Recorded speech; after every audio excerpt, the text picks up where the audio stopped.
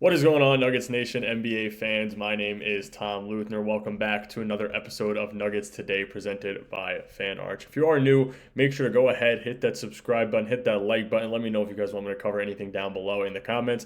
But welcome in, and we will get into it. I apologize for the delay in not having a video out yesterday, so I am going to cover the Heat video, I guess, today before the Warriors game. And yeah, life just got a little crazy, so unfortunately I couldn't get an episode out. But I do want to break down everything, right? And the first thing I want to start with is Nikola Jokic just proving that he is literally the best player that I've ever watched with my own eyes. And there's no denying that, in my opinion, right?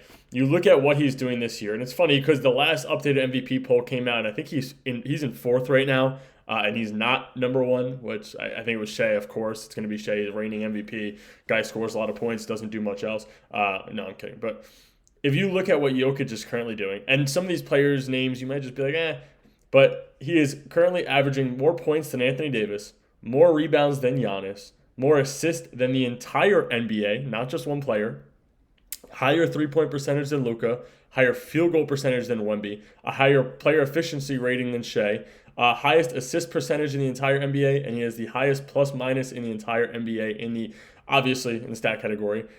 Then the number of 30, 15, and 15 games since 1980. He has 7. The total NBA combined have 7. Like this guy is just he's phenomenal, right? Like you look at what he did yesterday, and granted the Heat their big went down. Bam got hurt. They had Pally Larson in there. And they're running a bunch of shooting guards and small forwards. Khalil Ware came in, dropped 13 and 13. But you look at what Jokic did, and the main reason they win this game is because of Nikola Jokic. He had 33, 15, and 16 on 12 for 18 shooting. 2 for 5 from the three-point line. Like it proves that because he's not the highest in points per game, he's still the best player. If he wanted to take this many shots every game and put up a 30-point triple-double, he is more than capable of doing that.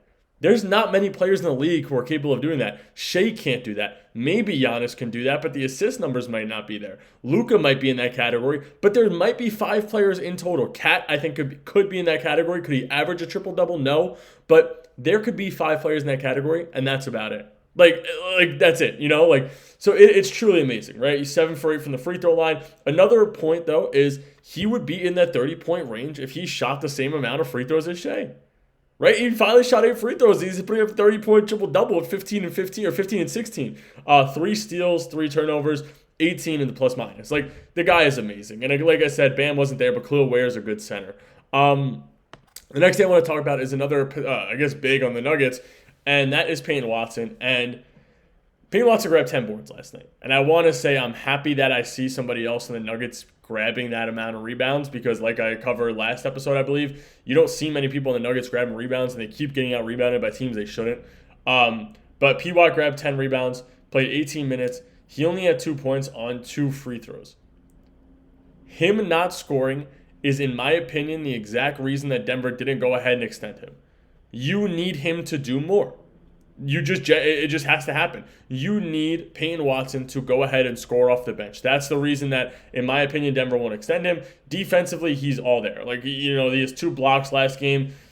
You need some kind of offense outside of Tim Hardaway Jr. on the bench or Bruce on the bench or Val.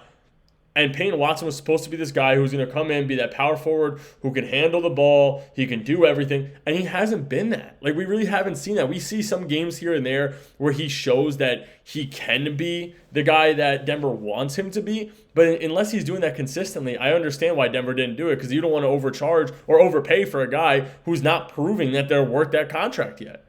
You want him to be worth that contract. Christian Braun proved last year he was worth the contract. This year it's been a little tough. Even last game, 11, 8, and 7 on 5 for 14 shooting, 0 for 3 from the three-point line. I feel like I haven't seen him hit a 3 in 2 weeks, which is obviously not true. But I don't want to, like I said, I keep saying I don't want to overreact too much. But it's not really overreacting at this. We're 7 games in, right? And I know we're not 20 games in. 20 games is when it really matters. 30 games even more. 40 games way more than that. But you're a couple weeks into the season now. You want to see these guys do what you think they could do because, like I said, in the Western Conference, every game matters. Every single game matters, especially because people are hurt right now, and you're going to see teams, have these jumps. Like the Lakers are missing LeBron right now, and they're one of the best teams in the entire NBA.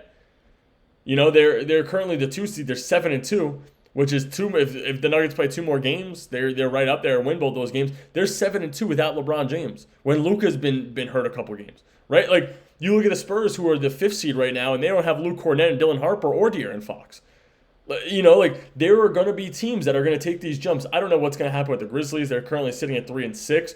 The Mavs are 2-6. Who knows what happens with those two teams? I know the Grizzlies are missing a lot of players right now, but they could take the jump and jump up to that 10 slot. Like you just need to be able to win these games early on to be able to really just make sure that you're solidifying yourself in a playoff spot. And I think that the fact that Denver's this good while players are playing bad means that they could be 10 times better when the players play good. And yeah, like I said, I just think that you need to see more offensively outside of Peyton Watson. Talking about offensively and wanting to see more, I actually wanted to see more out of Nikola Jovic last night. A guy who was talking all this trash, saying that he wants to help this team beat Denver because Jokic talks all this trash to him, and I know they're very close, but I was expecting him to drop like 15 or 20 points. He put up 5 points on 5 points on 20 minutes, 3 for 3, 5 points, 3 rebounds, 3 assists on 1 for 6 shooting from the field with 3 turnovers. I thought that we were going to get a Jovic masterclass, and we ended up not getting that, but it was funny to see the banter between him and Jokic, saying, that Jokic wanted him on the Nuggets, which I would have loved him, but he signed his extension elsewhere, obviously. But I thought that we were going to see a masterclass from Nikola Jovic, and we did not. And the last topic I want to get into here is something that you guys might hate me for. I am still on the bandwagon, the train of swap Cam Johnson and Tim Hardaway Jr. Cam Johnson is not right now producing the way that he needs to. We saw last night he was in a little bit of foul trouble, had 3 fouls, but he played less minutes than Hardaway and Brown. Why not just take him out of the starting 5 for a little bit? Sort of just step up David Adelman and say, you have to come out. He's hurting the starting 5 a little bit. Not statistically, but you watch the game.